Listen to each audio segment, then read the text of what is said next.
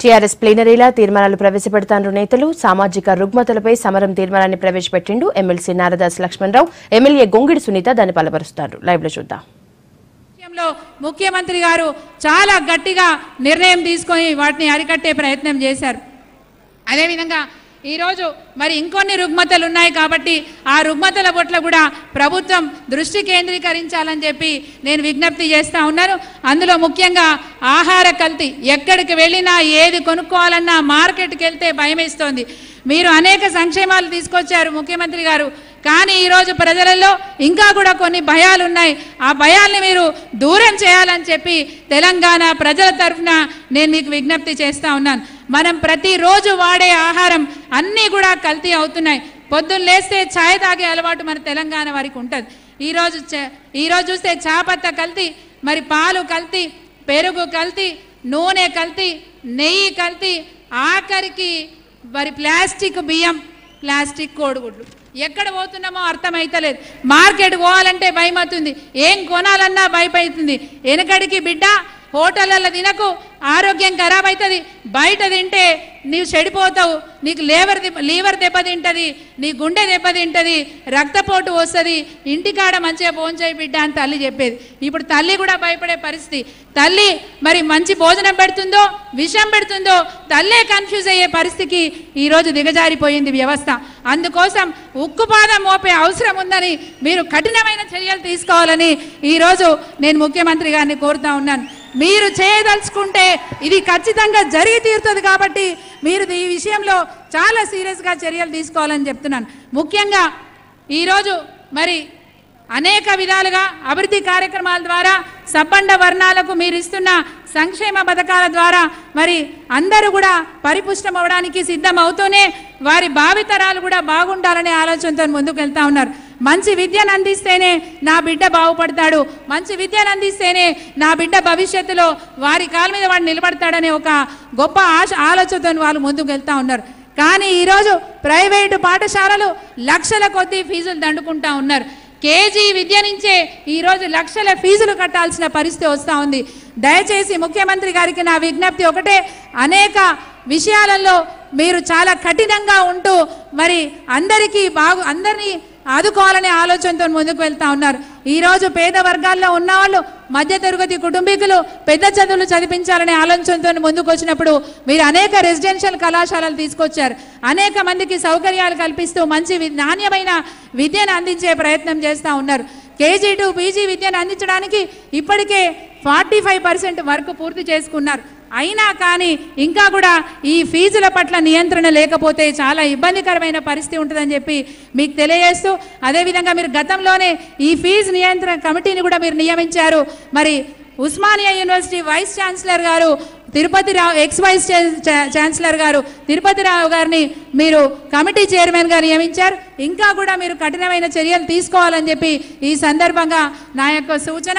అదేవిధంగా ఈరోజు ఇంకొక ఘోరమైన పరిస్థితి, మరి మన ప్రభుత్వం ఏమో ఈరోజు గర్భంలో పిండం పడిందంటే చాలు, పిండం పడిన దగ్గర నుంచి సంపూర్ణ ఆహారాన్ని అందించి మరి ఆ పిండం బయటపడిన తర్వాత కూడా బిడ్డకు మరి పూర్తి బాధ్యత తీసుకొని ఇటు అంగన్వాడీ సెంటర్ల ద్వారా, అదేవిధంగా వాళ్ళ చదువు బాధ్యత, వాళ్ళ పెళ్లి బాధ్యత, విదేశాలకు వెళ్ళి చదువుకుంటానంటే కూడా ఆ చదువు బాధ్యత కూడా పూర్తిగా ఈరోజు మన ముఖ్యమంత్రి గారు తీసుకున్నారు.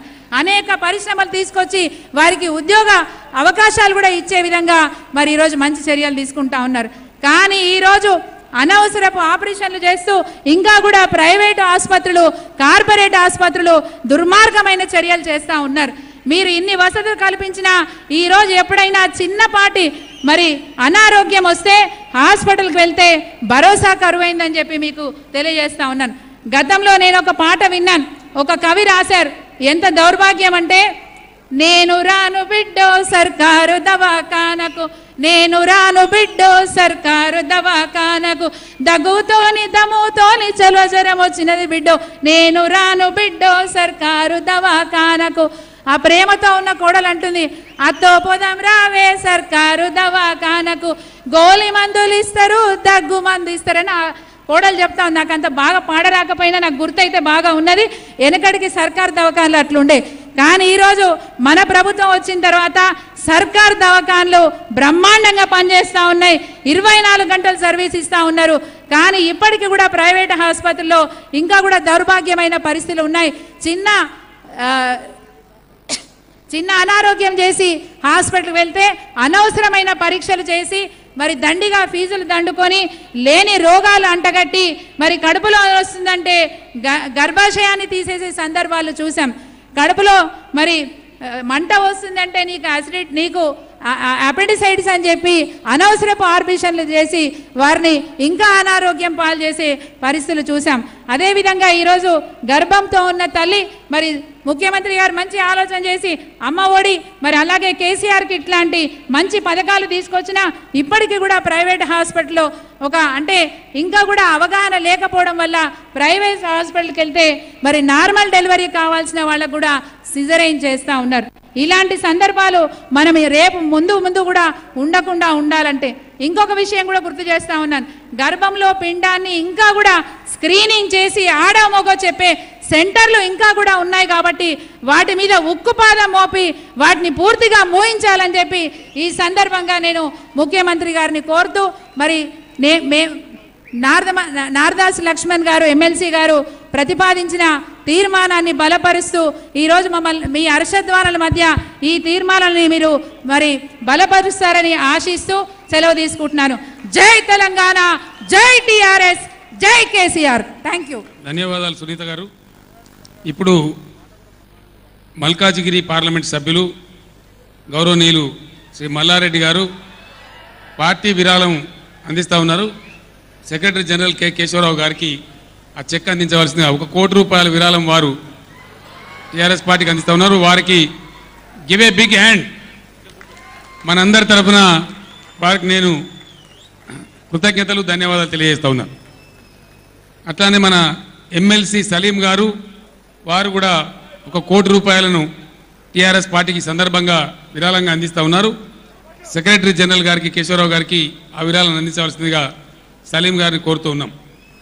నల్లగొండ జిల్లా టీఆర్ఎస్ నాయకులు గౌరవనీయులు తేరా చిన్నపరెడ్డి గారు వారి పక్షాన పార్టీకి 25 లక్షల రూపాయలను ఈ సందర్భంగా విరాళంగా అందిస్తూ ఉన్నారు.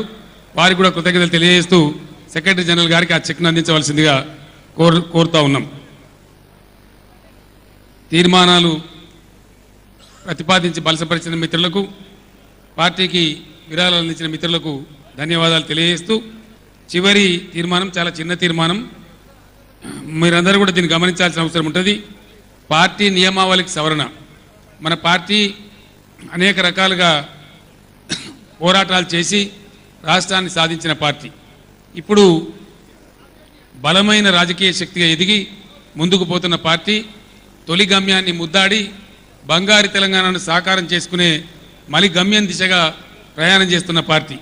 ఈ సందర్భంలో ఇంకా పటిష్టమైనటువంటి ఆర్గనైజేషన్తో ముందుకు పోవడం కోసం 2 చిన్న సవరణలు పెద్దలు కేశవరావు గారు ప్రవేశపెడతారు. దాన్ని ఆమోదించవలసిందిగా నేను మీ అందరిని కోరుతా ఉన్నాను. మిత్రులు పర్యాద కృష్ణమూర్తి గారు రెడీగా ఉండాలి. కేశవరావు గారు ప్రవేశపెట్టే తీర్మానాన్ని కృష్ణమూర్తి గారు బలపరుస్తారు. దాని తర్వాత నేను చివరి ముగింపు ఉపన్యాసం నేను చెప్పి కార్యక్రమాన్ని మనం ముగింపు దిశగా తీసుకొని పోదాం. ఎందుకంటే నేను ఢిల్లీ కూడా వెళ్ళవలసి ఉంది సాయంత్రం నీతి ఆయోగ్ మీటింగ్లో పాల్గొనడానికి. కాబట్టి దీని తర్వాత నా ఉపన్యాసం, దాని తర్వాత సభ ముగించుకుందామని మనవి చేస్తూ ఉన్నాను. ప్రధాన ఇది చివరి తీర్మానం. ఇది మనకందరికి సంబంధించింది. ఇంతకుముందు మనం ప్రవేశపెట్టుకున్నది ప్రభుత్వానికి కానివ్వండి, సమాజానికి కానీ సంబంధించి, ఇది మనకి సంబంధించింది కాబట్టి చాలా ముఖ్యమైన తీర్మానం అనుకుంటాను. ఇది ఇప్పుడే అధ్యక్షులు గారు చెప్పినట్టు దీనికి ఒక అవసరాన్ని గురించి వారు చెప్పారు, దీని ప్రాముఖ్యత గురించి కూడా చెప్పారు. మనం 75 లక్షల మెంబర్షిప్ చేసుకున్న తర్వాత ఇది ఒక అతిపెద్ద శక్తిగా మనం రూపొందించిన తర్వాత మనం చేసుకోవాల్సిన కార్యక్రమాన్ని ప్రజలకి దగ్గర తీసుకెళ్ళడానికి మన పూర్తి పార్టీని ఒక రీస్ట్రక్చరింగ్ చేసి మనం ఏ తీరుగా చేసుకోవాలన్నది పెట్టుకున్నాం. 3 సవరణలు ఈ నియమావళిలో చేర్చాలనుకుంటున్నాం. ఒకటి, డిస్ట్రిక్ట్ కమిటీస్ ఇక ఉండవు. డిస్ట్రిక్ట్ కన్వీనర్ అనేటివాడు ఉంటాడు, కోఆర్డినేటర్. ఎందుకంటే ఏదైనా రాష్ట్రంలో డిస్ట్రిక్ట్ లెవెల్ లోపల కలెక్టర్తో కానివ్వండి, ప్రభుత్వంతో కానీ అనుసంధానం గురించి, సమన్వయం గురించి పనిచేయడానికి ఒక కోఆర్డినేటర్గా ఉంటాడు ఒక మనిషి, కానీ అది కమిటీ కాదు. డిస్ట్రిక్ట్ కమిటీ ప్లేస్ లోపల మేము మన కాన్స్టిట్యుయెన్సీ కమిటీస్, శాసనసభ కమిటీలు పెట్టుకొని అక్కడ కాన్స్టిట్యుయెన్సీ కమిటీలు పెట్టుకోవాలనుకుంటాం. అక్కడ ఒక అధ్యక్షుడు ఉంటాడు. మరి ఇంతకుముందు ఆ శాసన మండలిలో ఉండే వాళ్ళందరూ ఎవరైతే ఉంటారో, ఇది మనం మన క్లాస్ ఇంతకుముందు 7 ఉండే, ఆ 7లో మార్పు చేసుకొని ఈ మార్పును తెచ్చుకుంటా ఉన్నాం. మరి క్లాస్ 6 లోపల ఈ కమిటీ ఏ తీరుగా ఉంటుందని రాశారు, ఎవరు దీనికి మెంబర్స్ అని రాశారు. దాన్ని మార్పు చేసి ఎవరైతే ఆ కాన్స్టిట్యుయెన్సీలో మెంబర్స్ ఉంటారో, అంటే మీకు తెలుసు పార్లమెంట్ సభ్యులు ఉంటారు, శాసనసభ మండలి ఉంటారు, కార్పొరేషన్ చైర్మన్లు ఎవరైనా ఆ ఏరియాకు సంబంధించిన వాళ్ళు ఉంటే, జిల్లా సమన్వయకర్తలు ఎవరైనా ఉంటే, రాష్ట్ర కార్యవర్గ సభ్యులు ఎవరైనా ఉంటే, రాష్ట్ర కార్యవర్గ మాజీ సభ్యులు కానివ్వండి, పార్లమెంట్ మాజీ సభ్యులు కానివ్వండి, శాసనసభ మాజీ సభ్యులు కానివ్వండి, మాజీ శాసనమండలి సభ్యులు, జిల్లా పరిషత్ అధ్యక్షులు, మాజీ అధ్యక్షులు, జిల్లా సహకార కేంద్ర బ్యాంక్ అధ్యక్షులు, జిల్లా మార్కెటింగ్ సహకార సంఘ అధ్యక్షులు.